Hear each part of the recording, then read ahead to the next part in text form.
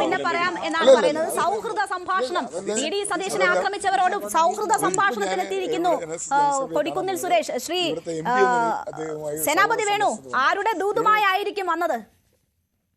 അല്ല, അത് ഇപ്പം എം പി പറഞ്ഞല്ലോ, അദ്ദേഹം മാവേലിക്കര എം പി ആണ്, ആ പ്രദേശം ഉൾപ്പെടുന്ന ഭാഗത്ത് ഉള്ളയാളാണ് അദ്ദേഹം.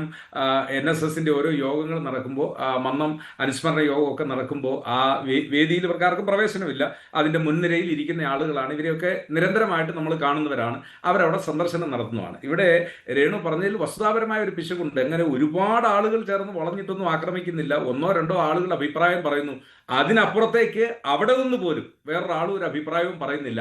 ആ അഭിപ്രായം ഇത് കഴിഞ്ഞ കുറെ കാലങ്ങളായിട്ട് പറഞ്ഞു. രണ്ട് പ്രബല സമുദായങ്ങളുടെ നേതാക്കൾ വാർത്താ സമ്മേളനത്തിൽ എത്ര സമയമാണ് വി.ഡി. സതീശനെ ഇതുപോലെ പറയാൻ മാറ്റിവെച്ചതെന്ന് അറിയാമല്ലോ. ശ്രീ സേനാപതി വേണു, ഞാൻ താങ്കളിലേക്ക് തിരിച്ചെത്താം. ശ്രീ ടി.കെ. അശോക് കുമാർ, നോക്കൂ, ഇവിടെ ഇപ്പോൾ എന്തെങ്കിലും സാധ്യതകൾ നിങ്ങളെ സംബന്ധിച്ച് നോക്കാനില്ല. ഈ കൊടുക്കുന്ന കൂട്ടത്തിൽ സുരേഷ് ഗോപിക്കും കിട്ടിയിട്ടുണ്ട് നല്ല ഒരു പങ്ക്. അവിടെ അനുവാദമില്ലാതെ ചെന്നതുൾപ്പെടെയുള്ള കാര്യങ്ങൾ പറഞ്ഞുകൊണ്ട്. മാത്രവുമല്ല, NSS ജനറൽ സെക്രട്ടറി വർഗീയതയോട് വിട്ടുവീഴ്ചയില്ല എന്ന സമീപനം അത് ആവർത്തിച്ച് പറയുക കൂടി ചെയ്തിട്ടുണ്ട് എന്നത് വളരെ വസ്തുതയാണ് ഇതുമായി ബന്ധപ്പെട്ട് നോക്കുമ്പോൾ. അപ്പോൾ BJPയെ സംബന്ധിച്ച് ഈ തെരഞ്ഞെടുപ്പിൽ നിങ്ങളുടെ പ്രതീക്ഷകൾ വളരെ വലുതാണ്. അമിത്ഷാ നേരിട്ടെത്തി നയിക്കാൻ പോകുന്ന തെരഞ്ഞെടുപ്പ് എന്നതാണ് നമുക്ക് ലഭ്യമാകുന്ന വിവരം. പക്ഷേ ക്രൈസ്തവ സമൂഹം നിങ്ങൾ ഒപ്പം നിർത്താൻ കൂടുതൽ ശ്രമിച്ചതാണ്. പക്ഷേ ദേശീയ തലത്തിൽ നടന്ന സംഭവ വികാസങ്ങൾ അവരെ വലുതായി അകറ്റിയിരിക്കുന്നു. അവരെ സംബന്ധിച്ച് ആശ്രയം എന്ന് പറയുന്നത് പരമ്പരാഗതമായി അവർ പിന്തുണച്ചു വന്ന കോൺഗ്രസിനൊപ്പം പോവുക എന്നതാണ്. അത് ഏതാണ്ട് ആ നിലയ്ക്ക് മാറ്റപ്പെട്ടിരിക്കുന്നു എന്നത് വളരെ വസ്തുതയാണ്. അപ്പോൾ ഇനി ഈ വലിയ സ്വപ്നങ്ങൾ കണ്ടിട്ട് കാര്യമുണ്ടോ? ഞാൻ അതിലേക്ക് വരുന്നതിന് മുമ്പ് ശ്രീ ജേക്കബ് ജോർജ് സാർ പറഞ്ഞത്, അദ്ദേഹം അങ്ങനെ പറഞ്ഞു ലീഗിന്റെ നേതാക്കളെ കുറിച്ച്. പക്ഷെ എന്റെ സംശയം എന്താണെന്ന് വെച്ചാല്, ഈ വിഷയം, ഇങ്ങനെ ഒരു പ്രശ്നം ആദ്യം കേരളത്തിന്റെ പൊതുസമൂഹത്തിൽ ഉയർത്തിയത് AK ആന്റണിയാണ്. സംഘടിത ന്യൂനപക്ഷങ്ങൾ അനർഹമായിട്ടുള്ള കാര്യങ്ങൾ സമ്മർദ്ദ തന്ത്രങ്ങൾ ഉപയോഗിച്ച് നേടിയെടുക്കുന്നു, അത് ഇവിടുത്തെ അസംഘടിത ഭൂരിപക്ഷത്തിന് വേദനയുണ്ടാക്കുന്നു എന്ന് പറഞ്ഞു. അദ്ദേഹം മുഖ്യമന്ത്രി സ്ഥാനത്ത് നിന്ന് കസേര സ്ഥാനഭ്രഷ്ടനായി ഡൽഹിയിലേക്ക് തിരിച്ചു പോകേണ്ടി വന്നു. പിന്നെ അതിന് ശേഷം അടുത്ത കാലത്ത് നമുക്ക് തന്നെ അറിയാം, ജേക്കബ് ജോർജ് പറഞ്ഞതുകൊണ്ട് ഞാൻ പറയാം, ഈ E.T. മുഹമ്മദ് ബഷീറിനെ തനി വർഗീയവാദി എന്ന് വിളിച്ചത് മലബാറിൽ നിന്നുള്ള കോൺഗ്രസ് നേതാവ് ആര്യാടൻ മുഹമ്മദാണ്. ആര്യാടൻ മുഹമ്മദ് പറഞ്ഞു 5ാം മന്ത്രി കൊടുത്തു കഴിഞ്ഞാൽ പിന്നീട് കേരളത്തിന്റെ അവസാനത്തെ കോൺഗ്രസ് മുഖ്യമന്ത്രിയാകും ഉമ്മൻചാണ്ടി എന്ന് പറഞ്ഞത് ആര്യാടൻ മുഹമ്മദാണ്. ഒടുവിൽ ഷാജി പറഞ്ഞതാണ് വളരെ പ്രധാനപ്പെട്ട കാര്യം. ഷാജി പറഞ്ഞത്, ഞങ്ങൾക്ക് മതമാണ് മതമാണ് മതമാണ് പ്രശ്നം. കഴിഞ്ഞ 10 വർഷക്കാലം മുസ്ലിം സമുദായത്തിന് നഷ്ടപ്പെട്ട ആനുകൂല്യങ്ങൾ മുഴുവൻ പലിശ സഹിതം തിരിച്ചു മേടിച്ചു കൊണ്ടുവന്ന് സമുദായത്തിന് കൊടുക്കാൻ വേണ്ടിയിട്ടാണ് അധികാരത്തിന് വേണ്ടി ശ്രമിക്കുന്നത്. അല്ലാതെ കേരളത്തിൽ മതേതരത്വത്തിന്റെ വലിയ പൂങ്കാവനം ഉണ്ടാക്കാൻ വേണ്ടിയിട്ടല്ല തങ്ങൾ ശ്രമിക്കുന്നതെന്ന് പറഞ്ഞ് ഷാജി പറഞ്ഞാണ്, പബ്ലിക് ഡൊമൈനിലുള്ളതാണ്. അപ്പൊ ഇതാണ് ഇവിടുത്തെ പ്രശ്നം. അതുകൊണ്ടാണ് ഞങ്ങൾ പറയുന്നത്, ഈ ഒരു ജേക്കബ് ജോർജ് പറയും, ഇപ്പൊ നേരത്തെ കുഞ്ഞാലിക്കുട്ടിയൊക്കെ പറഞ്ഞു, ശരിയായിരിക്കാം, കോൺഗ്രസിൽ ലീഗിൽ അങ്ങനെ ഒരു നേതാവ് ഉണ്ടായിരിക്കാം. അടൽ ബിഹാരി വാജ്പേയി ലോകാരാധ്യനായിരുന്നു, എല്ലാവർക്കും സ്വീകാര്യരായിരുന്നു. പക്ഷെ അദ്ദേഹത്തെ അധികാരത്തിൽ നിന്ന് പുറത്താക്കാൻ വേണ്ടി 2004 CPM-ഉം കോൺഗ്രസും ലീഗും എല്ലാവരും ഒറ്റക്കെട്ടായിട്ട് പാർലമെന്റിൽ കൈ ഉയർത്തിയില്ലേ, ഞങ്ങൾക്കെതിരെ നിലപാടെടുത്തില്ലേ? അപ്പൊ അതൊക്കെ കേരളത്തിന്റെ രാഷ്ട്രീയ പൊതുസമൂഹം ചർച്ച ചെയ്യുമ്പോൾ ലീഗിന് ഈ മതേതര സർട്ടിഫിക്കറ്റ് 67-ൽ EMS കൊടുത്ത മതേതര സർട്ടിഫിക്കറ്റ്, അതുവരെ ലീഗ് തൊട്ടുകൂടാത്ത രാഷ്ട്രീയ പാർട്ടി ആയിരുന്നല്ലോ.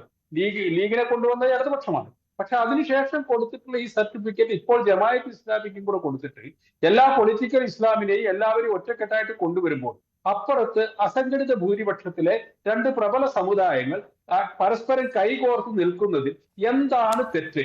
അവര് രാഷ്ട്രീയ നിലപാടൊന്നും പറഞ്ഞിട്ടില്ലല്ലോ. അവര് പരസ്യമായിട്ട് കോൺഗ്രസിനെ പിന്തുണച്ചായിട്ട് ഞാൻ അറിഞ്ഞിട്ടില്ല, ഞാൻ കണ്ടിട്ടില്ല.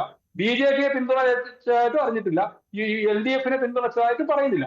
വി.ഡി. സതീശന്റെ നിലപാട് ജമാഅത്ത് ഇസ്ലാമിയുടെ നേതൃത്വത്തിൽ പൊളിറ്റിക്കൽ ഇസ്ലാമിനെ ഒറ്റക്കെട്ടായി നിർത്തി അധികാരത്തിൽ വരാനുള്ള നിലപാട് ശരിയല്ല എന്നാണ് സമുദായ സംഘടനകൾ പറഞ്ഞത്. ആ അർത്ഥത്തിൽ അവരെ പിന്തുണയ്ക്കുന്നതിന് യാതൊരു തരത്തിലുള്ള പ്രശ്നങ്ങളുമില്ല. ഇതൊക്കെ പറഞ്ഞു വെച്ചിട്ടുള്ളത് ലീഗ് പറഞ്ഞതല്ലേ. ഹാഗിയ സോഫിയയുടെ കാര്യത്തിൽ കേരളത്തിൽ ലേഖനം എഴുതിയത് മുസ്ലിം ലീഗ് അല്ലേ? മുസ്ലിം ലീഗിന്റെ മാറാട് കലാപ കേസ് അന്വേഷിച്ച ജുഡീഷ്യൽ കമ്മീഷൻ മുസ്ലിം ലീഗിനെ പരസ്യമായിട്ട് കുറ്റപ്പെടുത്തി. എത്ര മുസ്ലിം ലീഗിന്റെ ആളുകൾ മാറാട് കൊലപാതക കേസിൽ പ്രതികളായിരുന്നു. ഇതൊക്കെ നമ്മുടെ മുന്നിലുള്ള യഥാർത്ഥ വസ്തുതയല്ലേ?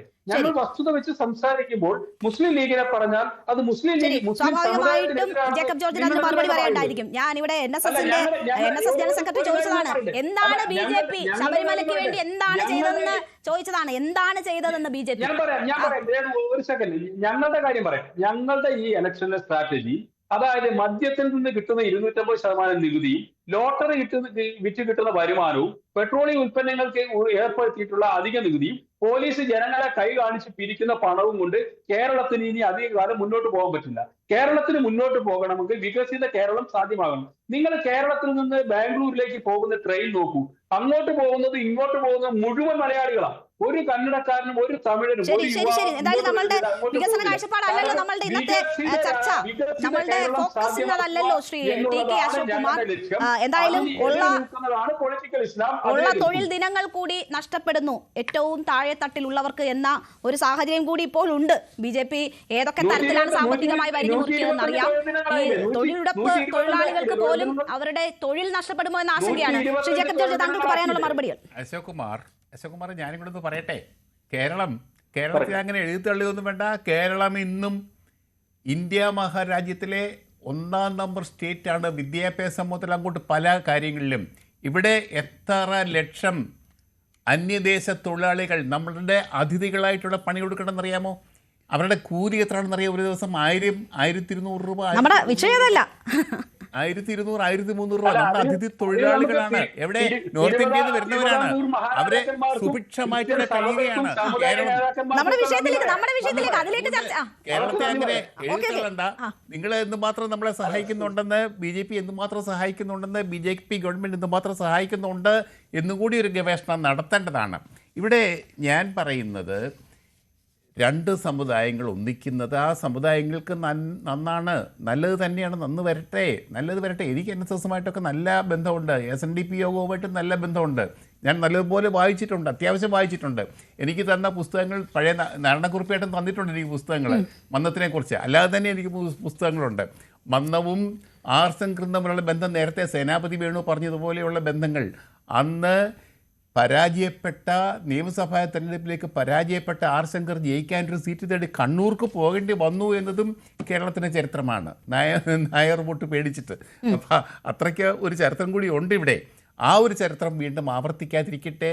ഈ 2 സമുദായങ്ങളുടെ കൂടിച്ചേരലിൽ 2012 കാര്യങ്ങളും സംഭവിക്കാതിരിക്കട്ടെ എന്ന് ഞാൻ ആത്മാർത്ഥമായിട്ട് ആശംസിക്കുന്നു. അത് മാത്രമേ എനിക്കതേക്കുറിച്ച് പറയാനുള്ളൂ. ആർക്കാണ് ഈ സമുദായ നേതാക്കളെ പേടി എന്നാണ് എനിക്ക് ചോദ്യം.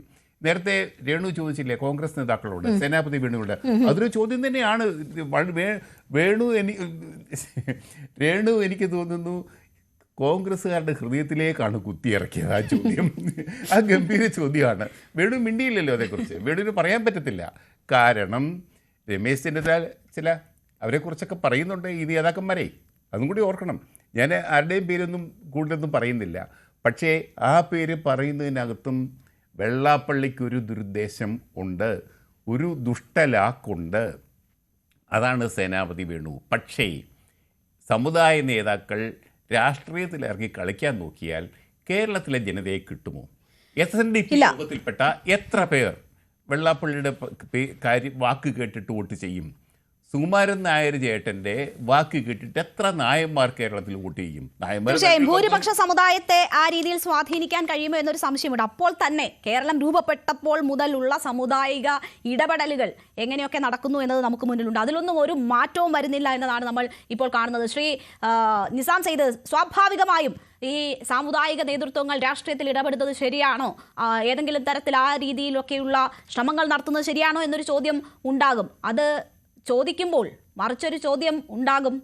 കൊച്ചി മേയർ കഴിഞ്ഞ ദിവസം തുറന്നു പറഞ്ഞ ഒരു കാര്യമുണ്ടല്ലോ, എൻ്റെ പദവി ലഭിക്കാൻ സഭ എങ്ങനെ ഇടപെട്ടു എന്നതിൻ്റെ വലിയ വെളിപ്പെടുത്തലായിരുന്നു. കൊച്ചി മേയർ തീരുമാനിച്ചത് കോൺഗ്രസ് അല്ല, സഭയാണ് എന്ന് തുറന്നു പറയുകയാണ് ആ മേയർ ചെയ്തിരിക്കുന്നത്. അപ്പോൾ ചിലയിടത്തൊക്കെ ഇതാവും, ചിലർക്ക് പറ്റില്ല എന്ന് വരുമ്പോഴാണ് ഈ വിമർശനം. അപ്പോൾ ചില സമുദായങ്ങൾ ഞങ്ങളുടെ കാര്യം തീരുമാനിച്ചോട്ടെ, അത് കുഴപ്പമില്ല, മറ്റ് സമുദായങ്ങൾ തീരുമാനിക്കേണ്ട എന്ന് പറയാൻ പറ്റില്ലല്ലോ. അപ്പോൾ കോൺഗ്രസിനൊരു നിലപാടില്ല ഈ വിഷയത്തിൽ എന്ന ഒരു വലിയ കാര്യം കൂടി വെളിപ്പെടുന്നുണ്ട് ഇവിടെ. രേണു, ഓരോ മതങ്ങളും ആ സമുദായത്തിന്റെ സംഘടനകളും അവരുടെ സമുദായത്തിൽപ്പെട്ട ആളുകളുടെ അവസ്ഥ, സാമൂഹിക സാഹചര്യങ്ങൾ മെച്ചപ്പെടുത്താൻ വേണ്ടി കൂടുതൽ വാർത്തകൾക്ക് news 18 Keralam YouTube channel subscribe ചെയ്യുക.